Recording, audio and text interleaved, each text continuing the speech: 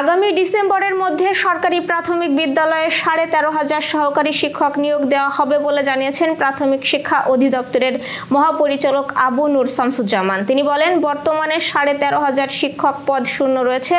August মাসের মধ্যেই নিয়োগ বিজ্ঞপ্তি প্রকাশ এবং ডিসেম্বরের মধ্যে নিয়োগ কার্যক্রম শেষ করার পরিকল্পনা সরকারের রয়েছে। আজ দুপুরে কিশোরগঞ্জ শিল্পকলা একাডেমি মিলনায়তনে সরকারি প্রাথমিক বিদ্যালয়ের প্রধান শিক্ষক ও কর্মকর্তাদের সঙ্গে এক মতবিনিময় সভায় তিনি একথা বলেন। সভায় প্রধান অতিথি ছিলেন প্রাথমিক ও গণশিক্ষা মন্ত্রণালয়ের উপদেষ্টা অধ্যাপক ডাক্তার বিধান রঞ্জন রায় পোদ্দার।